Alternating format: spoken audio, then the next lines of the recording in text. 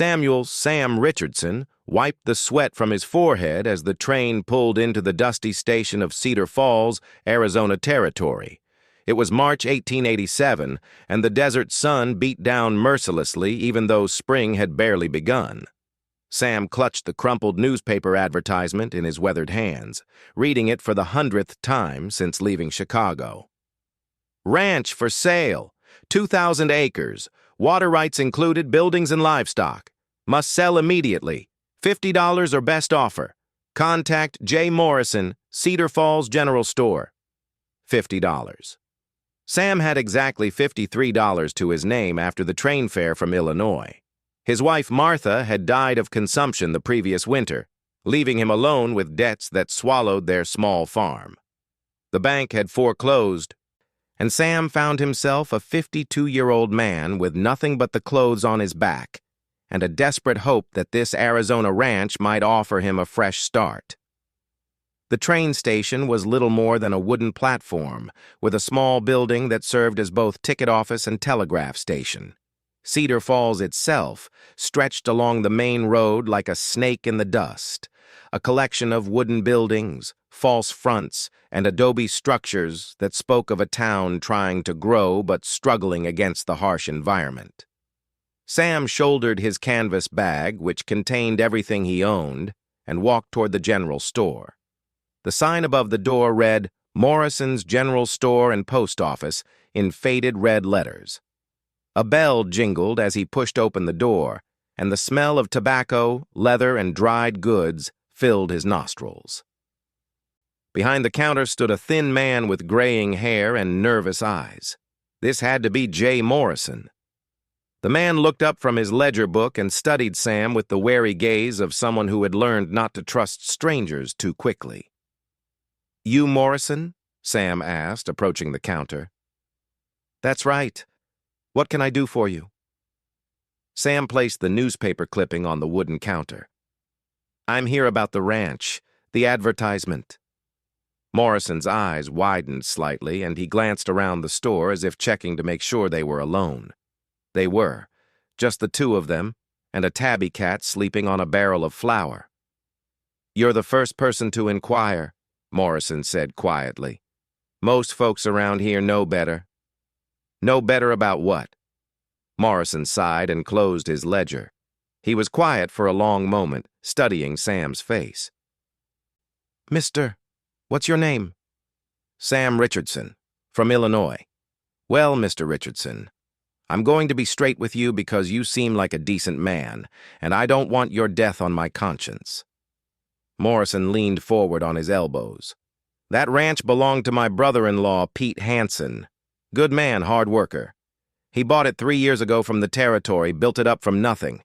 Had cattle, horses, even started growing some crops with irrigation from the creek that runs through the property. Sounds like a fine spread. Why's he selling for $50?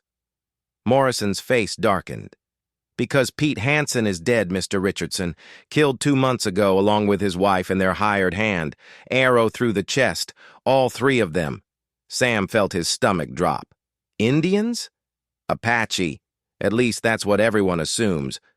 The 3 bodies were found by a neighbor who came looking when Pete didn't show up in town for supplies.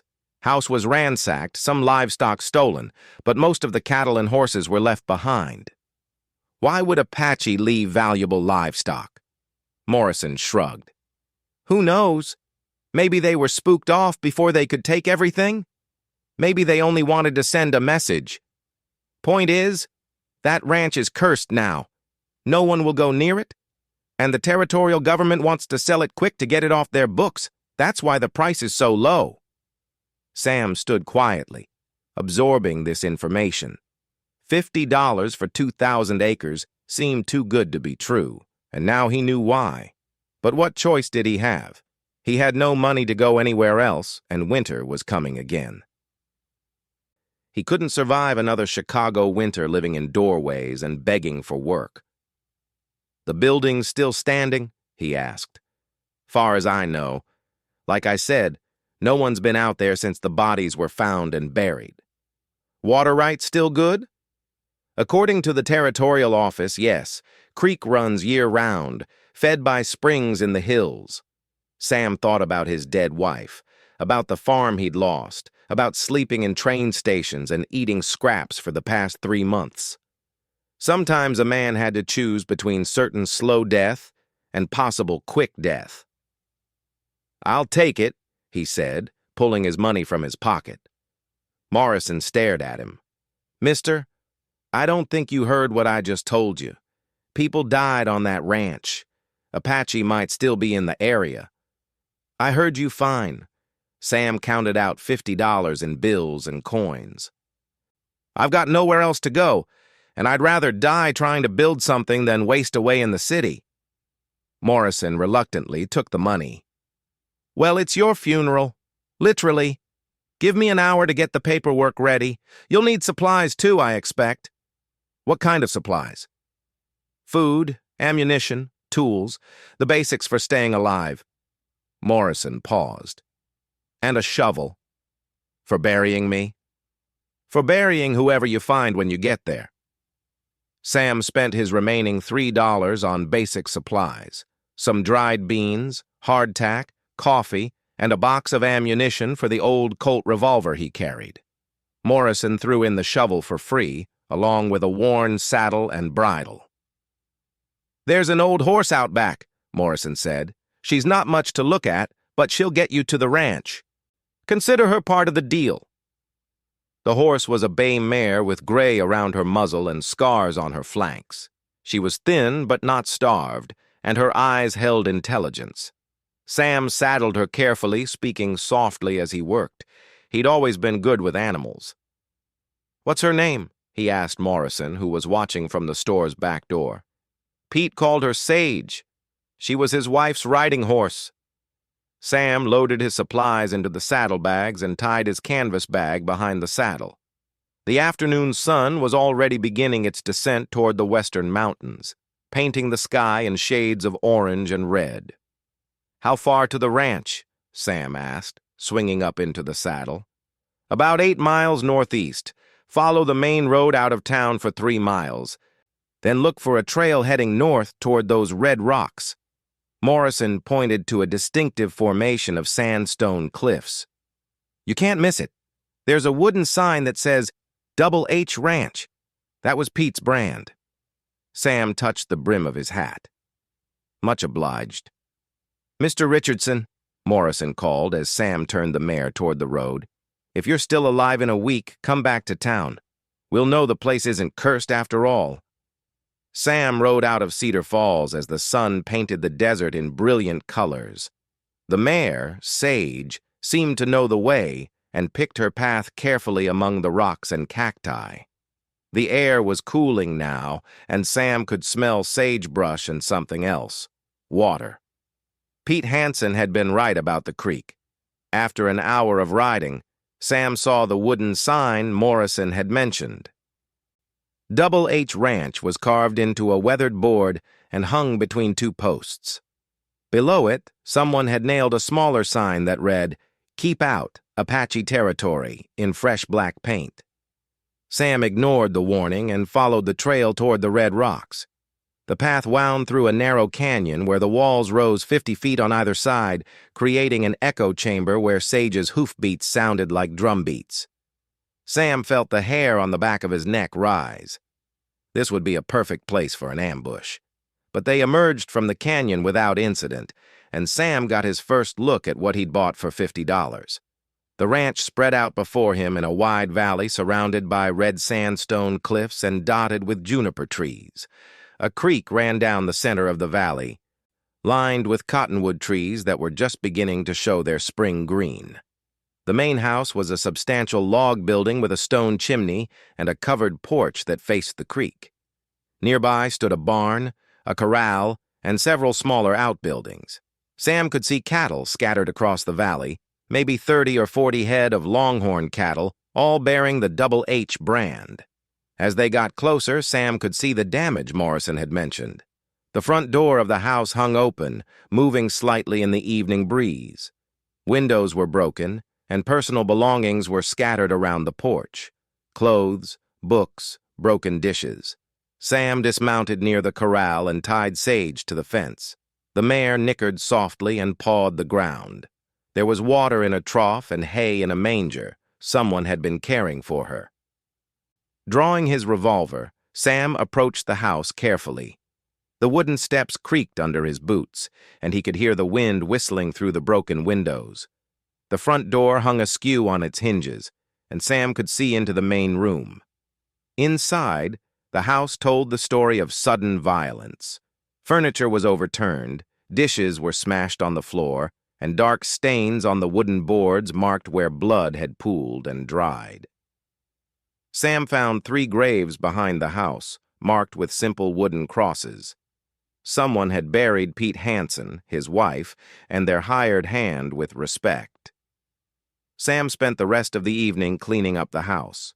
He righted the furniture that could be saved and swept the broken glass out onto the porch. The kitchen had been thoroughly ransacked, but the cast-iron stove was intact, and there were still supplies in the cellar: jarred vegetables, smoked meat, and even a bottle of whiskey hidden behind some sacks of flour. As darkness fell, Sam built a fire in the stone fireplace and made coffee and beans for his supper. He sat on the porch steps with his meal, looking out over his new property. Somewhere in the darkness, a coyote howled, and cattle lowed softly near the creek. For the first time in months, Sam felt something like hope. Yes, people had died here and there was danger, but this was land, real land with water and grass and buildings. It was more than he'd ever owned, more than he'd ever dared dream of owning. Sam was finishing his coffee when he heard the horses. The sound came from the canyon entrance, the soft thudding of hooves on rock and the occasional clink of metal on metal. Sam counted at least 3 horses, maybe 4, moving slowly and deliberately. Not the sound of riders in a hurry, but not casual travelers either. Sam set down his coffee cup and checked his revolver. 6 shots, and he had maybe 20 more rounds in his bag upstairs. Against multiple attackers, that wouldn't be much. The riders emerged from the shadows of the canyon into the moonlit valley. Sam could see them now, 3 figures on horseback, moving in single file toward the ranch house. In the moonlight, he could make out long hair and what looked like feathers or ornaments in their hair. Apache. Sam's heart hammered in his chest, but he forced himself to remain still. Running would only guarantee his death.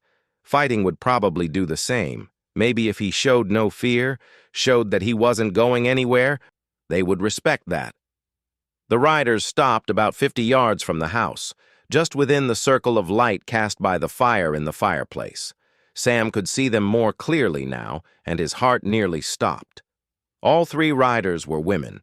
They sat their horses with the easy grace of people who had been riding since childhood.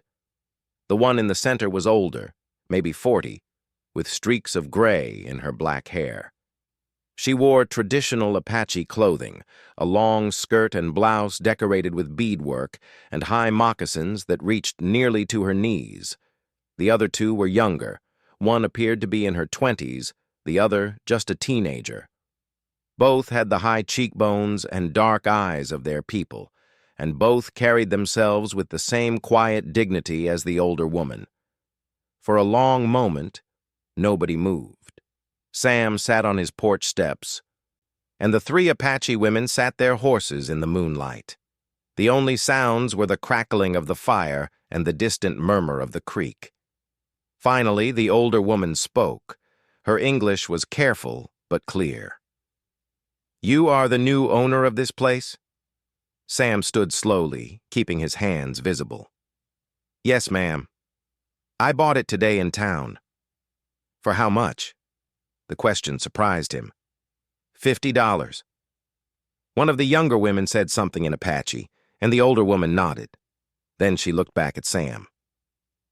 "My name is Yellowbird. These are my daughters, Running Deer and Little Fox." She gestured to the women beside her. "We knew Pete Hansen. I heard he was a good man. I'm sorry for what happened to him and his family." Yellowbird studied him for another long moment. "Pete Hansen was killed by white soldiers, not by Apache." They made it look like our work to turn the people of the town against us. Sam felt the world shift around him. Soldiers? 3 men.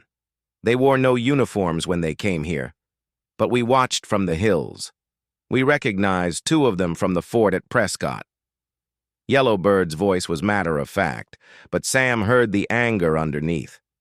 They wanted Pete's water rights. The army wants to build a fort in this valley. Why didn't you tell people in town? Who would believe Apache words against white soldiers? Yellowbird asked. Better to let people think we are dangerous. It keeps them away from our sacred places in the hills. Sam looked around the valley with new eyes. Sacred places? The springs that feed the creek come from caves in the red rocks. Our ancestors are buried there. Pete Hansen knew this. He never went into the hills, never disturbed the graves. That is why we allowed him to live here in peace. And now? Yellowbird was quiet for a moment, conferring with her daughters in their own language. Finally, she looked back at Sam. That depends on what kind of man you are, Samuel Richardson. Sam started. He had never told anyone his full name. How do you know my name? We watched you in town. We heard you talking to Morrison. Yellowbird smiled slightly. We have been watching this ranch since Pete died, waiting to see who would come. Most men would have run when they learned Apache women were nearby. I've got nowhere to run to. And that makes you dangerous or makes you brave? We will learn which. The older woman turned her horse away from the house. We will come again tomorrow when the sun is high. You may stay until then. And after that? After that, we will see if you are like Pete Hansen or like the soldiers who killed him. The 3 women disappeared into the darkness as silently as they had come. Sam stood on the porch for a long time afterward, staring into the night and wondering what he had gotten himself into. He had bought a ranch for $50 and expected to fight Apache warriors for his life. Instead, he found himself being judged by 3 Apache women who knew more about what had happened here than anyone in town.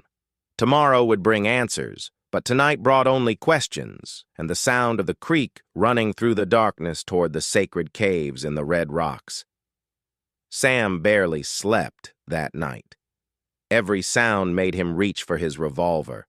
The settling of the wooden house, the wind through the broken windows, the distant howl of coyotes. When dawn finally broke over the red rocks, painting the sky in shades of pink and gold, Sam felt as if he had lived through the longest night of his life.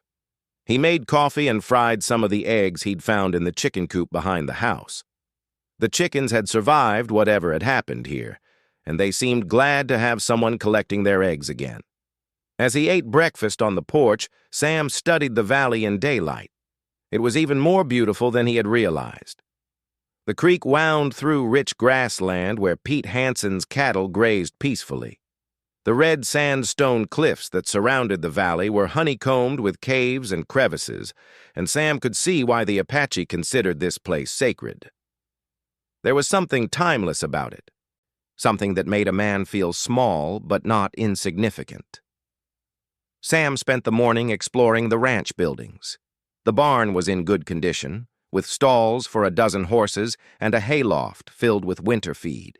He found tools in the workshop, saws, hammers, an anvil, everything a man would need to maintain a ranch. In the tack room, he discovered saddles, bridles, and ropes of good quality. Behind the house, he examined the 3 graves more carefully. The wooden markers were simple but well made, and someone had carved the names carefully. Peter Hansen, good man and husband, Mary Hansen, beloved wife, and Tom McKinney, faithful friend. Fresh wildflowers had been placed on each grave recently. The Apache women had been here. As the sun climbed toward its highest point, Sam positioned himself on the porch where he could watch the canyon entrance. He cleaned his revolver and checked his ammunition, though he hoped he wouldn't need either. At exactly noon, the 3 riders appeared again. In daylight, Sam could see them more clearly. Yellowbird rode a paint horse with the easy seat of someone who had spent her life in the saddle. Her clothing was practical but beautiful.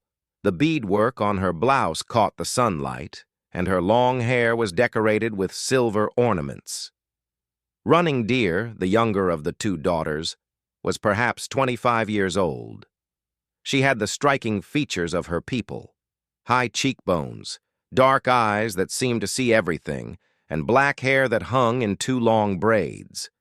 She wore a simple dress and moccasins, but she carried herself with unmistakable dignity.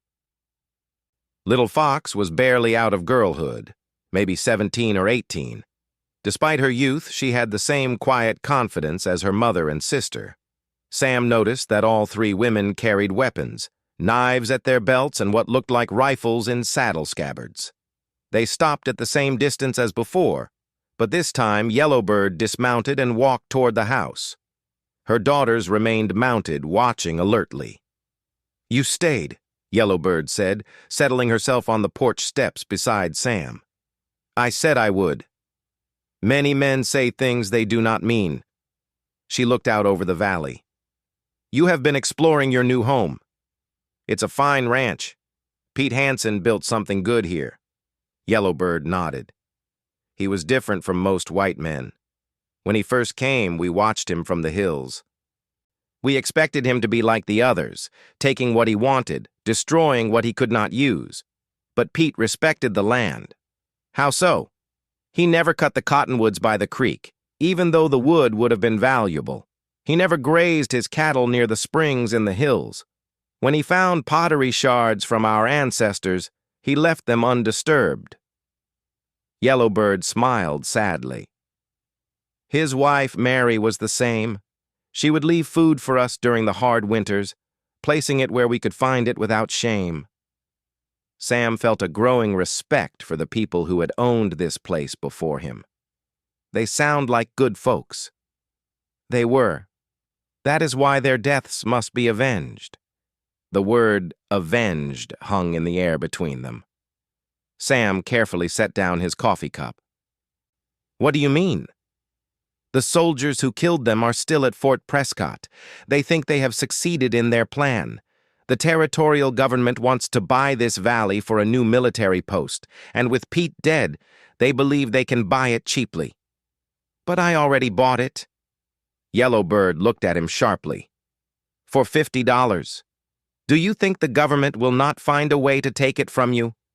They will say you cannot prove ownership, or they will claim the Apache are too dangerous, or they will simply send soldiers to drive you away like they drove away Pete."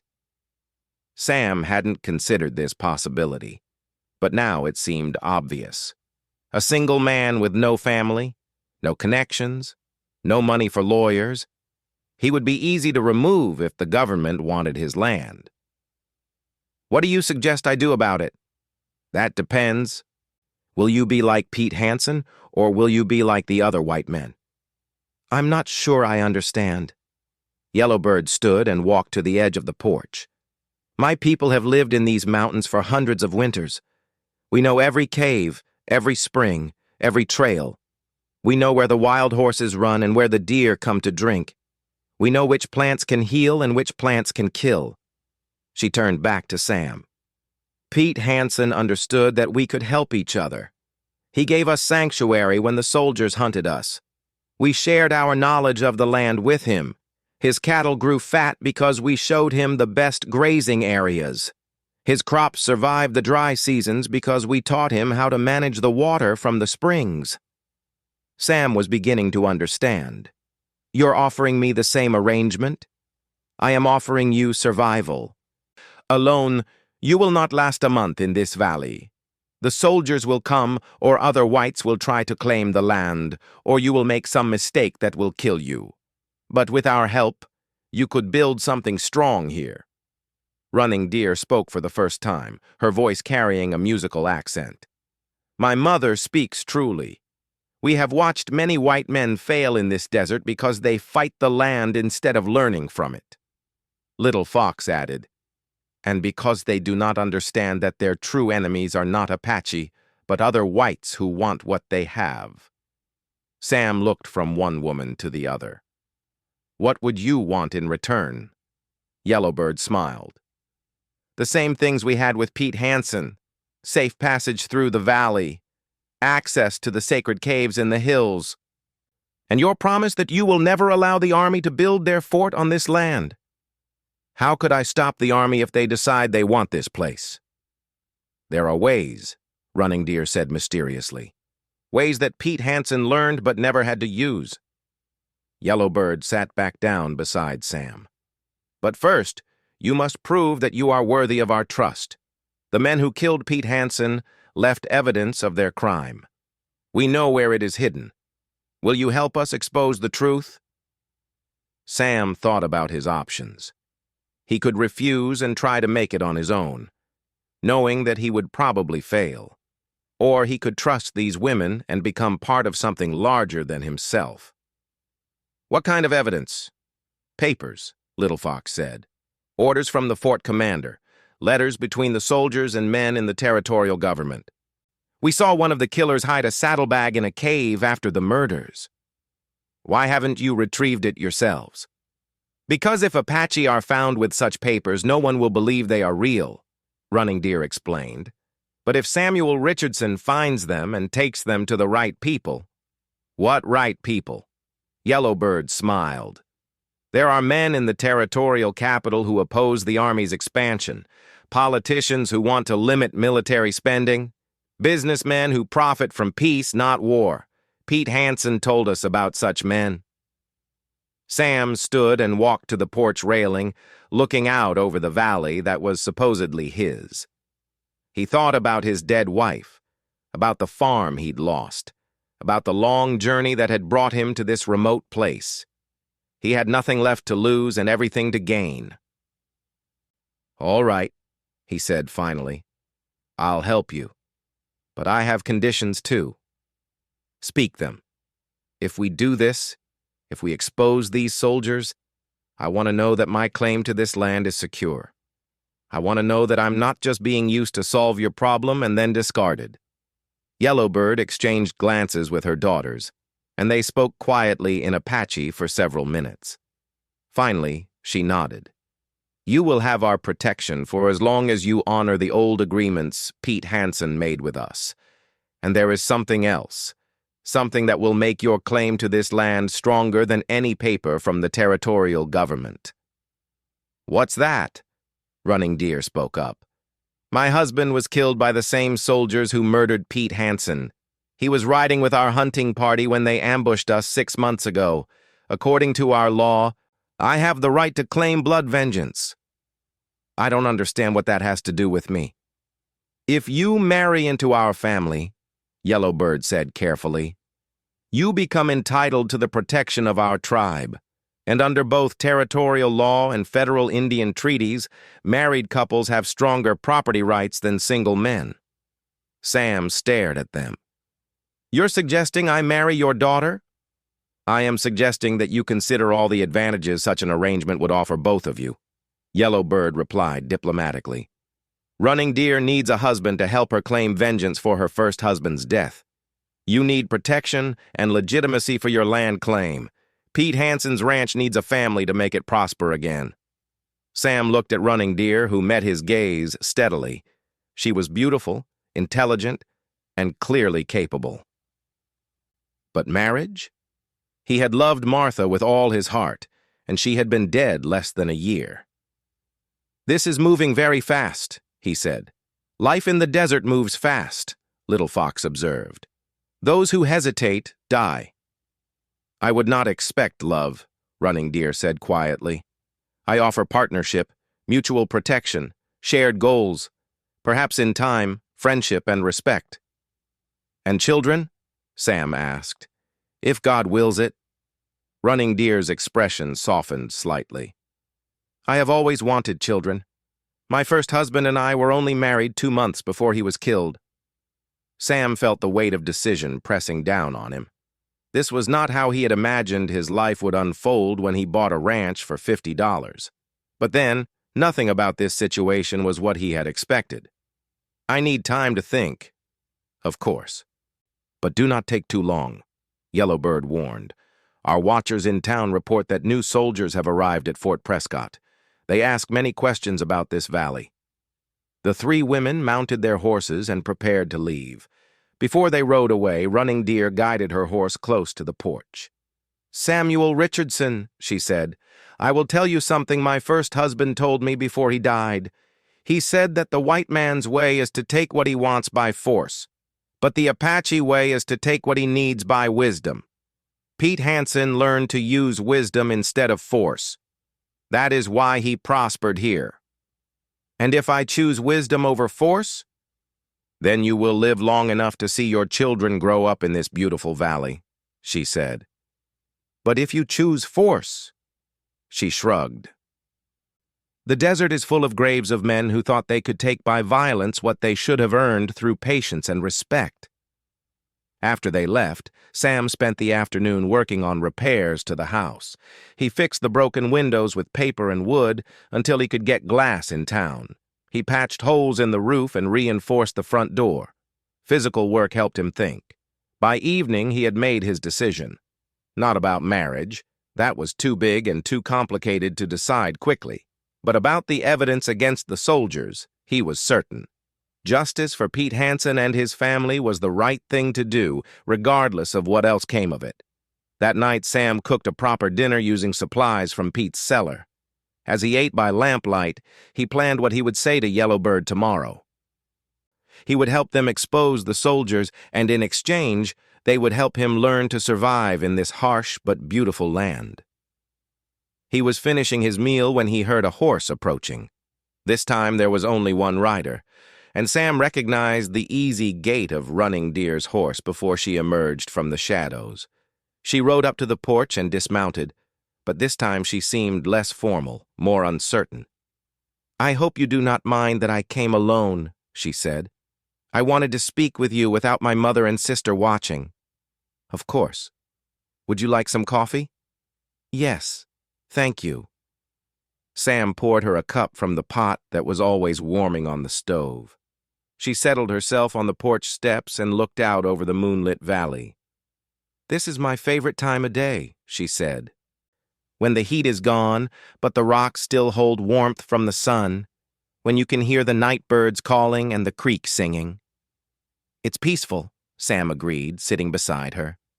"Samuel, I want you to know that the marriage my mother suggested, it was not planned. She spoke from her heart because she sees that we both need protection that we cannot find alone. I understand, and please call me Sam."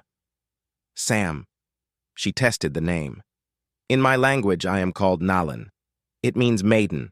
Running Deer is the name Pete Hansen gave me because he could not pronounce Nalan. Which do you prefer?"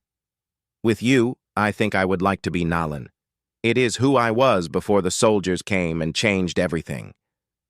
They sat quietly for a while, listening to the night sounds. Finally, Nalan spoke again. "I loved my first husband very much. When he died, I thought I would never want to share my life with another man. But my mother is right. We cannot survive alone. And I think—" She paused, searching for words. "I think you are a man who understands loss. That makes you gentle in ways that other men are not." Sam thought about Martha, about the long nights he had sat by her bedside as consumption slowly took her away. Loss does teach you things about what's important and what's not. "Yes, my husband was young and full of fire. He wanted to fight the soldiers, to make war until they left our land. But fighting would have gotten us all killed." Nalan looked at Sam. "You are older, wiser. You understand that sometimes the strongest thing a person can do is not fight. I'm not sure I'm as wise as you think. I came here with no plan except to survive. That is wisdom, knowing what you do not know and being willing to learn." A shooting star streaked across the sky, and Nalan smiled. "My grandmother would say that is a sign of blessing from the spirits." "What kind of blessing?" "New beginnings. Second chances." She stood and moved toward her horse. Tomorrow we will show you where the evidence is hidden. After that, you can decide what kind of man you want to be in this place. Nalin, Sam called as she prepared to mount. If we do this thing, if we become partners in marriage and in protecting this land, what would that look like day to day? She considered the question. We would share the work of the ranch. I know cattle and horses as well as any man, and I can teach you the things about this land that Pete Hansen never learned. We would share the danger when it comes and the prosperity if we succeed. And at night? She understood what he was really asking. At night, we would share a house and a bed, as married people do. But I would not expect you to love me immediately, and I hope you would not expect that of me. Love, if it comes, will grow slowly between us, like grass after rain. Sam nodded. It was a practical answer, and somehow that made it more appealing than passionate promises would have been. I'll think about it. Think carefully, Sam. The evidence we will show you tomorrow will change everything. After that, there will be no going back to the simple life of a man alone on a ranch. After she rode away, Sam sat on the porch until well past midnight, weighing his options and wondering if he was brave enough to risk love again, even if it started as merely partnership. The creek sang its ancient song, and somewhere in the red rocks, the spirits of Nalin's ancestors kept watch over their sacred places. The next morning dawned clear and hot. Sam was waiting on the porch with coffee and biscuits when the 3 Apache women arrived just after sunrise. Today they carried packs and water gourds, prepared for a journey into the Red Rock country. Are you ready to learn the truth about Pete Hansen's death? Yellowbird asked without preamble. I'm ready. Then we ride into the sacred places. You must understand, no white man except Pete Hansen has ever been where we are taking you. You will see things that our people have kept hidden for generations. Sam saddled Sage and followed the 3 women toward the red cliffs that rose behind the ranch house. The trail was narrow and steep, winding through stands of juniper and pinyon pine. As they climbed higher, Sam could look back and see the entire valley spread below. The ranch buildings, the creek, the pastures where cattle grazed in the morning sun. After an hour of riding, they reached a plateau dotted with ancient ruins. Crumbling stone walls marked where people had built homes centuries ago, and Sam could see the remains of what might have been ceremonial chambers carved into the rock face. Our ancestors lived here long before the Spanish came, Little Fox explained. Before the Mexicans, before the Americans.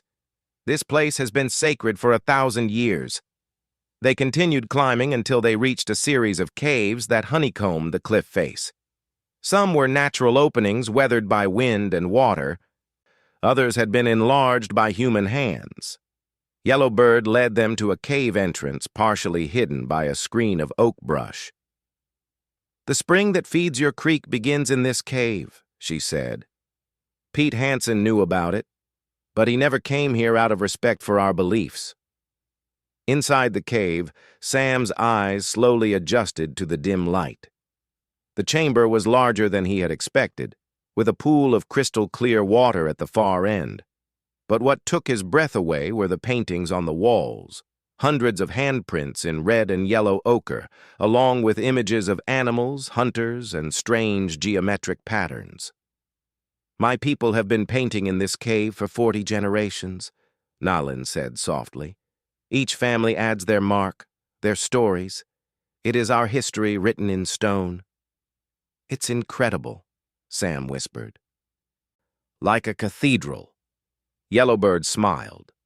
Pete Hansen said the same thing when we first brought him here. He understood that this place is holy. They moved deeper into the cave system, following passages that led further into the mountain.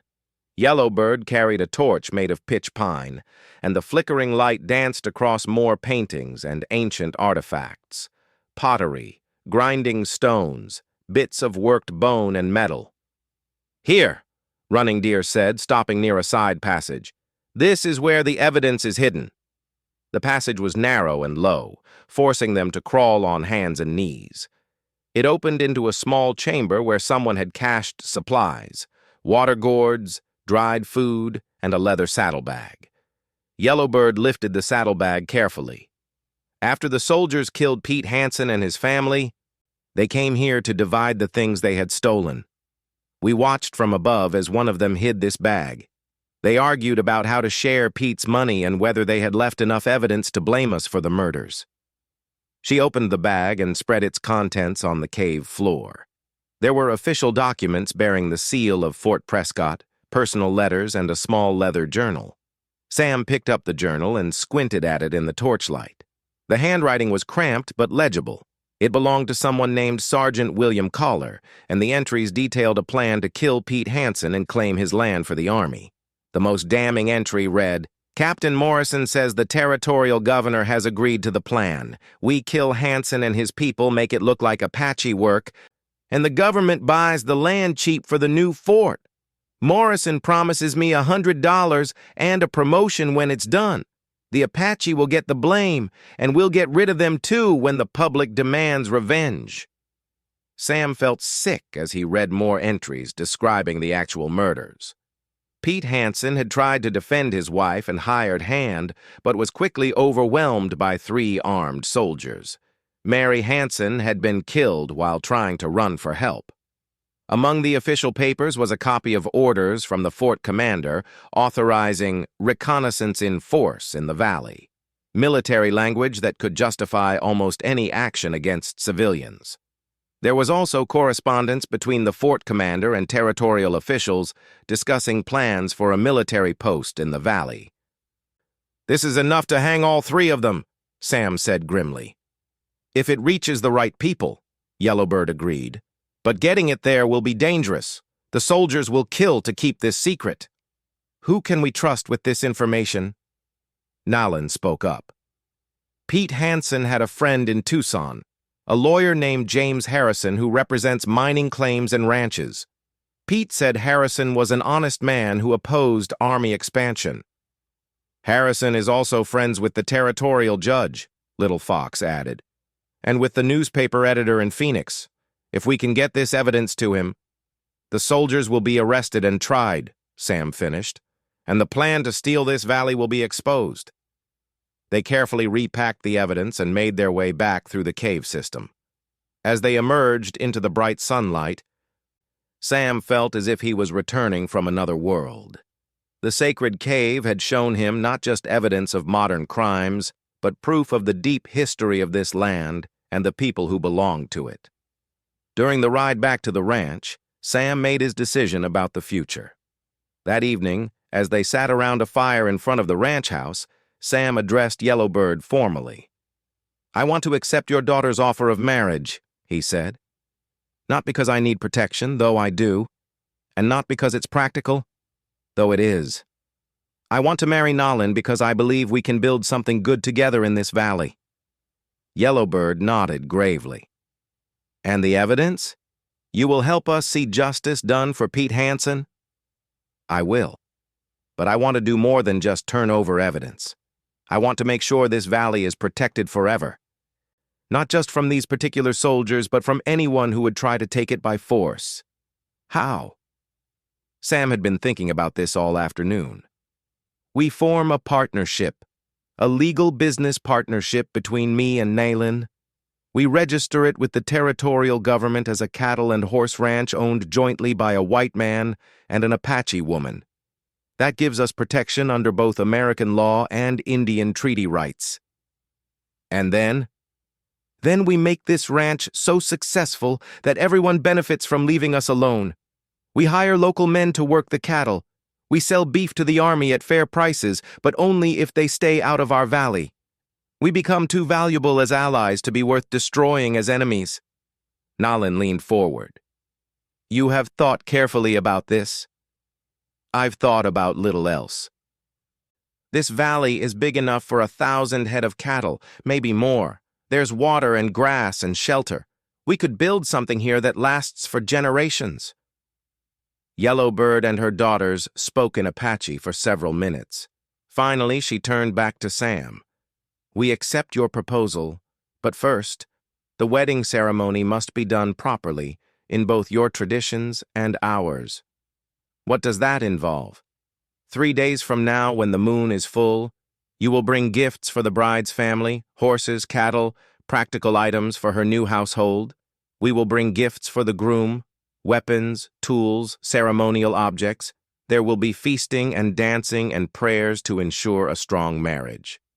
And after the ceremony? After the ceremony, you and Nayland will ride to Tucson together to deliver the evidence to James Harrison. Your first task as husband and wife will be to seek justice for the man who made your life together possible. The 3 days passed quickly. Sam spent them preparing the ranch house for a woman's presence. He repaired the windows properly, cleaned and organized the rooms, and tried to make the place feel like a home rather than just a shelter.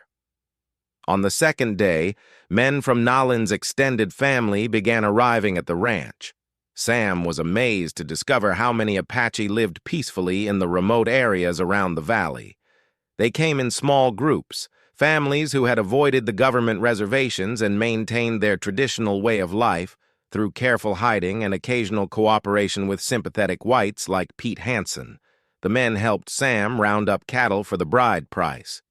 Apache custom required him to give horses and cattle to Nolan's family, but Yellowbird had explained that in their partnership marriage, the animals would remain part of the ranch operation. On the wedding day, Sam dressed in his best clothes, a clean white shirt, dark trousers, and the good boots he had been saving. Nolan appeared in traditional Apache wedding dress, a beautifully beaded white doeskin dress with silver ornaments in her hair. The ceremony itself was unlike anything Sam had ever experienced. It began with prayers in Apache, asking the spirits to bless the union and the land. Then Sam and Nolan exchanged vows in English, promising to be faithful partners in all things. The most moving part came when Yellowbird presented Sam with a necklace of turquoise and silver that had belonged to Nolan's first husband. "He was a good man who died too young," she said. "His spirit blesses this marriage because it will help his widow find happiness again and bring justice for his death." After the ceremony came feasting and dancing that lasted until dawn. Sam tried to participate in the Apache dances, stumbling through steps that the children performed with easy grace. Everyone was patient with his mistakes, and by the end of the evening he was laughing as much as anyone. When the sun rose on his wedding day, Sam looked around the valley and felt a sense of belonging he had never experienced before. This was his home now, truly his, shared with a woman who understood the land and a family that had accepted him despite his foreign ways. 2 days later, Sam and Nolan rode south toward Tucson, the evidence carefully hidden in their saddlebags. The journey would take a week each way, crossing desert that could be deadly to the unprepared. But Nolan knew the location of every waterhole and safe camping spot along the route. They rode during the cool hours of early morning and late afternoon, resting during the heat of midday. In the evenings, they made camp in sheltered spots and talked about their plans for the ranch. "I want to build a proper house," Nolan said one evening as they watched the sunset paint the desert red and gold. "Something bigger than Pete Hansen's cabin, with rooms for the children we will have and space for guests when your family comes to visit." "My family?" Sam looked at her with surprise. "I have no family left." "You do now. My family is your family, and our children will have aunts and uncles and grandparents who will teach them the old ways along with the new." Sam had not considered this aspect of marriage into Apache society. He would not just be gaining a wife, but joining an entire community of people who would consider him family. They reached Tucson on a Wednesday morning and found James Harrison's law office on the main street. Harrison was a tall, thin man with prematurely gray hair and intelligent eyes. He listened carefully as Sam and Nolan told their story and examined the evidence they had brought. "This is explosive," Harrison said finally. If this information becomes public, it will cause a scandal that reaches all the way to Washington. But it's also incredibly dangerous. These soldiers have killed to protect their secret, and they'll kill again. What do you recommend? Sam asked. I need to take this directly to the territorial judge and to my friends in the capital. But you two should return home immediately and stay out of sight until arrests are made. If word gets out that you were here, how long will it take? 2 weeks, maybe 3.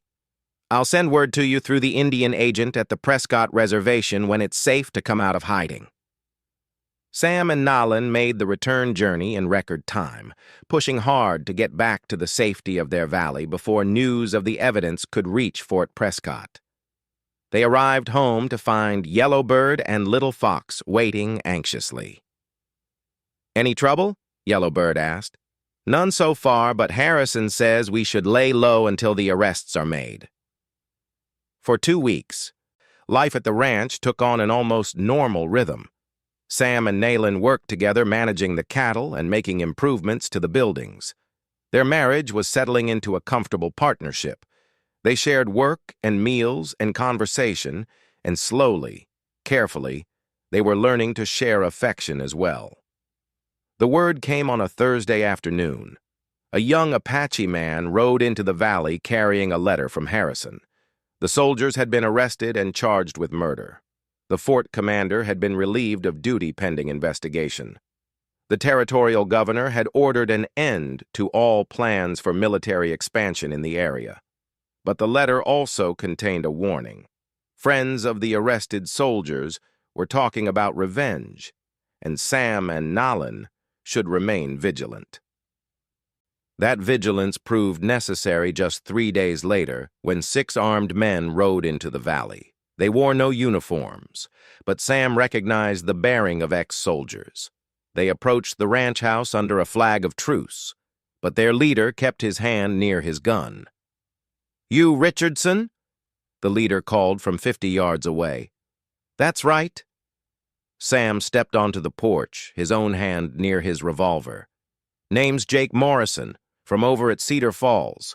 I understand you've been spreading lies about good soldiers trying to stir up trouble with the Apache. Sam recognized the name. This was the brother of the man who had sold him the ranch, probably the same Morrison mentioned in the sergeant's journal as one of the conspirators. I haven't spread any lies. Just shared the truth about who really killed Pete Hansen. Morrison spat in the dust. Pete Hansen was killed by Apache and everyone knows it. You've been listening to too many Indian stories. I've been reading official Army documents that prove otherwise. Documents can be forged. Indian testimony can't be trusted, but a dead man's testimony can't be questioned at all. The threat was clear. Morrison and his men had come to kill Sam and Nalin to prevent them from testifying in the soldiers' trial. But Morrison had made one critical mistake. He had assumed he was dealing with an isolated white man and a helpless Apache woman. He had not considered that Sam now had family in these mountains. As Morrison reached for his gun, shots rang out from the rocks above the ranch house. All 6 of the intruders dropped from their saddles, killed instantly by Apache marksmen who had been watching the valley since the arrests were announced. Yellowbird and a dozen Apache warriors emerged from concealment, their rifles still smoking. Sam realized he had never been in real danger. His new family had been protecting him from the moment Morrison's group entered the valley. It is finished, Yellowbird said simply. The men who killed Pete Hansen are in jail. The men who came for revenge are dead. This valley is safe now. And it was safe. Over the following months, Sam and Nalin built their partnership into something stronger than either had imagined. The ranch prospered under their joint management. Nalin's knowledge of the land combined with Sam's business sense created a cattle operation that became famous throughout the territory. They built the house Nalin had dreamed of, a large adobe structure with thick walls to keep out the heat and wide windows to let in the light. They dug additional wells, planted orchards, and expanded the herds to over 300 head of cattle and 50 horses. Their first child, a daughter, was born in the spring of 1888. They named her Mary after Pete Hansen's wife, and she grew up speaking both English and Apache, learning to ride almost before she could walk. More children followed, 3 sons who inherited their mother's dark hair and their father's stubborn determination. Sam taught them to read and write and manage cattle, while Nayland taught them to track game and find water in the desert and understand the language of the wind through the red rocks. The sacred caves remained undisturbed in the hills above the ranch. Sam never went there again after the day they found the evidence, understanding that his presence in that holy place had been a privilege granted once and not to be presumed upon. But sometimes, on quiet evenings, he would sit on the porch with Nalin and watch the sunset light up the red rocks where her ancestors' spirits dwelt. He would think about the chain of events that had brought him to this place: the death of his first wife, the loss of his farm, the desperate purchase of a ranch for $50, the meeting with 3 Apache women who had changed his life forever. "Do you ever wonder what would have happened if you had not stayed that first night?" Nalin asked him once, following his thoughts with the intuition that had developed between them. "I try not to think about it," Sam replied. "Some roads you travel, you can't see where they're leading until you get there. But once you arrive, you know you're exactly where you're supposed to be. Even though it was not the life you planned, especially because it was not the life I planned. The life I planned was small and safe and predictable. This life—" He gestured toward the valley, the houses where their children were sleeping, the pastures where their cattle grazed under the stars. "This life is larger than anything I ever dreamed possible." Nalin smiled and took his hand. Pete Hansen used to say that this valley had its own spirit, its own way of bringing together the people who needed each other. I think he was right. "The Apache women," Sam said softly. "When I first saw you that night, I thought you had come to kill me." "We had come to judge you, to see if you would be another Pete Hansen or another enemy. We never expected you to become family. And I never expected to find love in a business arrangement." They sat together in comfortable silence, listening to the creek that ran down from the sacred springs, carrying its ancient song through the valley where 3 Apache women had given a broken man a second chance at life, and where he had found not just survival, but a home worth defending and a love worth keeping forever.